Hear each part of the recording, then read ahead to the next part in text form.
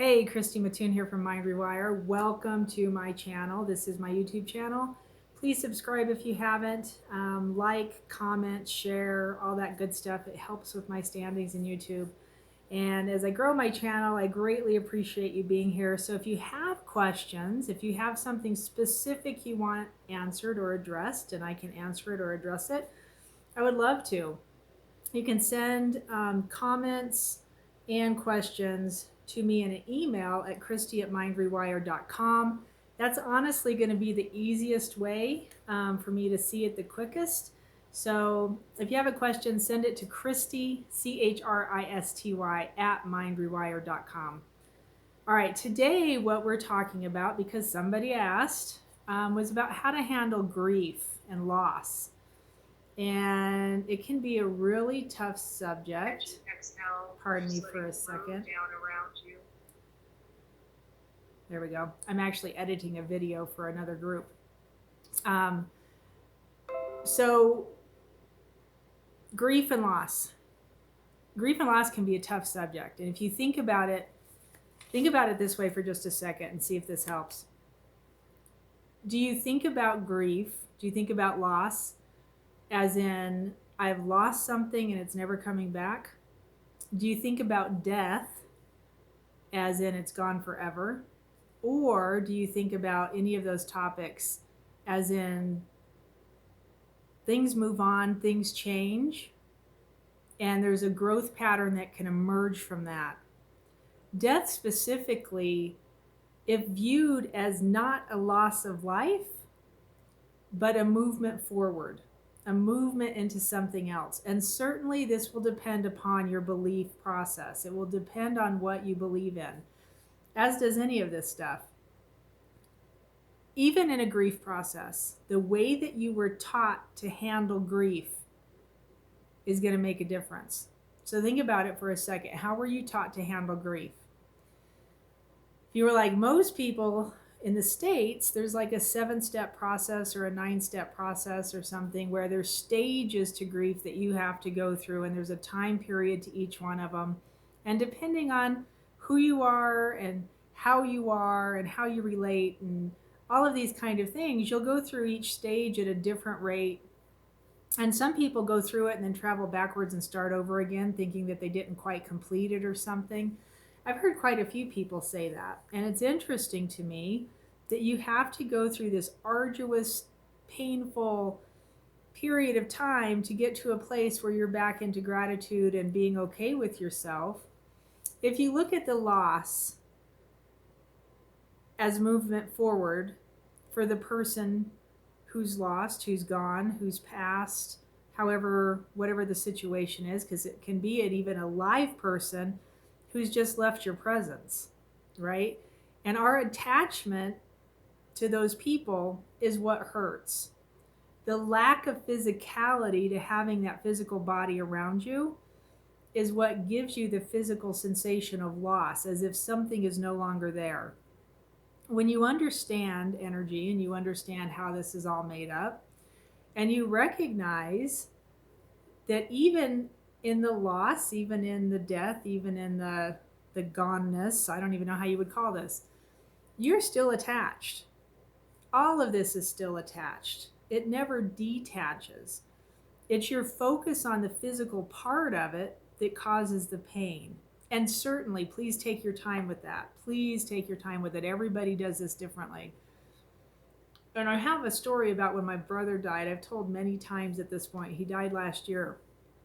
And when he died, my initial reaction was tears and grief. When I met him in his bedroom after his death, as I walked into this room, I mean, he committed suicide. And so it was a very sad thing. It was a very rough period of time, and more so for some than others. He actually met me in his room, and it was my first realization. And even though all my belief system about how all this works, and understanding that there's movement after this place, understanding that there's more to this than just what we see and what we think we understand and know, I asked him, like, what the hell did you do? What the F, dude? Like, seriously said that to him. And his light across the room came on, his little salt rock lamp. And I was just like, oh, you're still here. I just like recognized instantly, and with a whoosh and a like, he sat right in front of me and stood there, and he was like, oh my gosh. And I was like, what the heck did you do? And he goes, never mind any of that. Never mind that. He goes, but understand this. Nothing you think you know is right. Like, forget everything you know, is what he said to me. Forget everything you know. It's all wrong. And now understand that I'm talking about us. I'm talking about where we came from, what we were taught, what we thought we understood from all that. And understanding the way he understood it made a difference for me and my understanding of all of this. It was just all wrong, right? He goes, the pain is gone, meaning the pain that was in his head, even probably the pain in his heart and the pain in his body, which had been a huge struggle for the longest time. And they had done all kinds of scans and everything else and never could find it. So it was a very deep emotional pain. And it was an emotional pain that had been carried on from events and triggers and things that had happened throughout his whole life, including up to the moment that he died. And what he showed me, the information he gave me that was most amazing to me was a sense of peace. He goes, feel this. And it was just a sense of peace that just drowned everything else out. And I walked through the rest of that period of time with the family, with his kids, with my other brothers and parents, and just holding on to that sense of peace. And it was so amazing to me that if we were taught, if you commit suicide, you're going to hell because you're taking something of God's away from him, which is utterly ridiculous. You can't take energy away from this. You can't, like, it's all one thing, right? And when you understand it like that, it just changes and it alters the way you feel it and understand it and know it. But you have to move past the physical part of it. And I think that's a key to it. You have to move past the physical part of it. So how do you handle it instead of going through all the steps of grief and like going through it and through it and through it? How do you handle it? You have to find a feeling of gratitude. You really do. And that's kind of the key to all of this anyway, is just being in this place of gratitude inside your heart space all the time. It's part of what I teach, is how to get into that place, and more specifically, how to feel it. What does it feel like to be in such deep gratitude and awe that even in death, even in loss, that feeling comes over you and you see a different perspective on the issue. You see a different side of it that maybe you wouldn't have seen if you were staying in the turmoil of it. Do you understand what I'm saying? And so, like, even when a person walks out of your life, and I've had this happen over and over, it's like this repeated cycle in my life with people around me. And some I had things to do with, and some I had nothing to do with. It was like a hands-off project that I was just like, what the heck just happened? But what I do know is when I stay in gratitude, even after the fact, and before I even knew all of this, if I come to gratitude, it not only softens the edges of those losses, it helps me see them from a different perspective. So one of the biggest losses, well, I don't know if it's the biggest at this point because I lost my brother and we were pretty tight.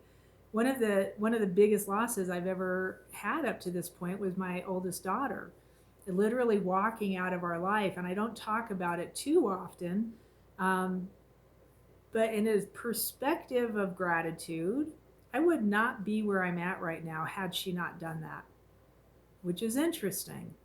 If I stay in the negative activity of it, with all the happenstance and all the mayhem that went on around it, and there was a lot, I would not even be functioning because I would be so focused on that. And I was for a period of time. You'd be so focused on that part of it that you can't get through anything. But if I focus my eyes, right, and for me, sometimes most times, I'm just focusing on God. I'm focusing on Creator. I'll be outside walking, focusing so hard on creation and what I feel around me in the form of energy, from the grass to the sky to the mountains, the sunshine, and just like really focusing into the feelings you're getting while you're walking. It throws you into a sense of awe and wonder that I call gratitude. So if you don't know what gratitude feels like, if you're a person that was told, oh, you have to do gratitude statements every morning, if you do 10 of them, it'll start to change things for you. And it does for most people. Some people will come back and say, you know, I tried that and I did that. It's kind of the idea of affirmations. I said it, I said it, I said it, I said it, and I did it, and I did it, and I said it, and I said it, and I, like, what did I miss? The feeling part is what you missed. The feeling part makes the biggest difference in all of this. So the feeling is always attached to the thought. The feeling is attached to what you saw of that physical person. The feeling is attached, and we're intertwined through this mesh of feeling in this huge ball of consciousness that's made out of energy. You can't take it apart, even if the person leaves your presence.